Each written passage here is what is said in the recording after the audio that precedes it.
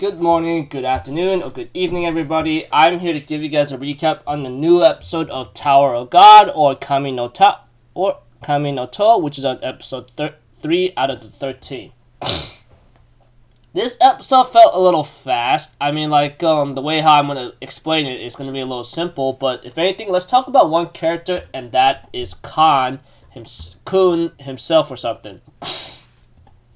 We get to know this guy that he actually might have had some kind of relationship with someone that might be connected to him. But hints were said in this episode, and the subtitle says it all, if anything. Obvious from the get-go. That they were half-siblings and that Kun was betrayed or something. His mother taught him not to, trust anyone but yourself and do whatever you can to, gain their trust, and later on you have to leave them behind, that kind of thing. But as the episode talks about Kun himself, he was somehow kicked out or something just happened to him to a point that might have wanting to go to the tower or something, Yeah. As the episode continues on, we have to it that that there was a test involving time, those who took way too long, I'm afraid it'll kill them. Like, for example, there was a team that took way too long, such as 9 minutes, and they end up screaming in death. We have too that there's some man giving a hint to Kun and his allies, such as Bomb and Rock, and of course they do not really Bomb seems appreciative about the idea about the hint, but we have to that Kun doesn't like the idea, but the guy ends up provoking Kun by saying, "Oh, you got your butt betrayed and everything. No wonder you're trying to go I don't trust you. I'm gonna do it my own way," kind of thing. It's only natural, And we see to it that it kind of becomes bad. But Kun and Rock decides to take on the test, and we have to it. The guy says all you have to do is choose a door, and that's it,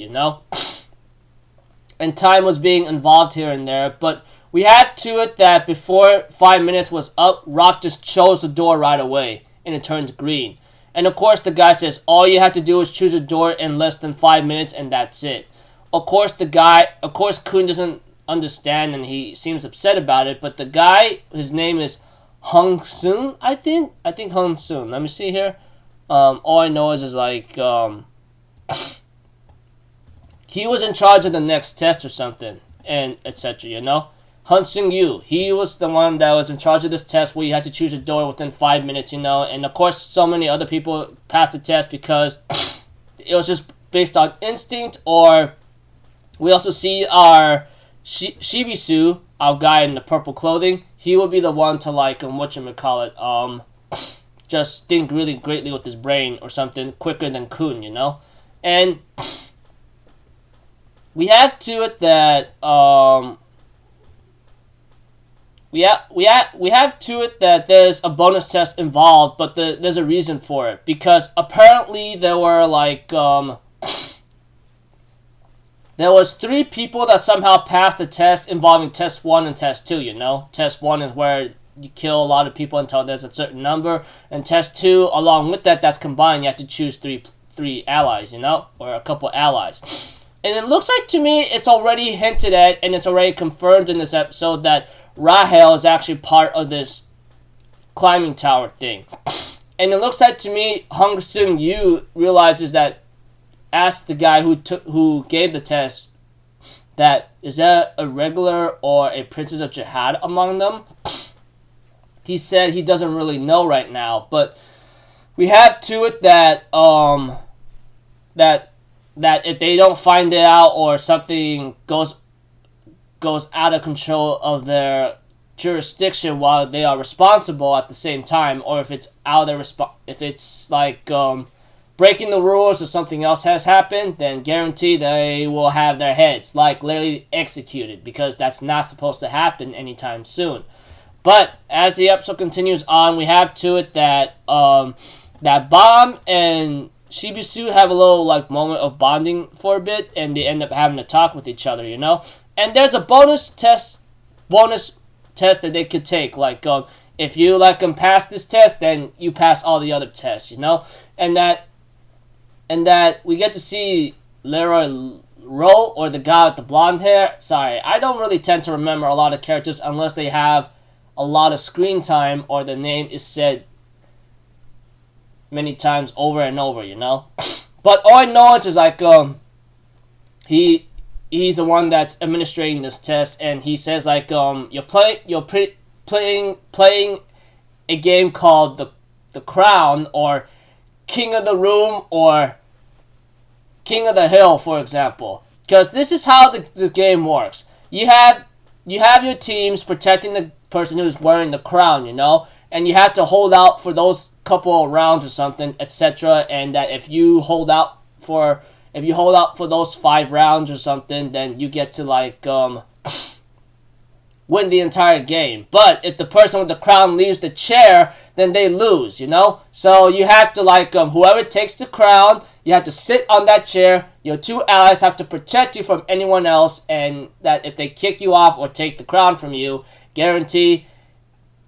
Or if you leave the seat that you have the crown on, then it's game over for you. And yeah, and that this guy says he's doing this test because of other reasons, and it's because that there was 3 people who passed test 1 and test 2 in the 30 minutes, which I go like, holy crud, that's a long time, you know?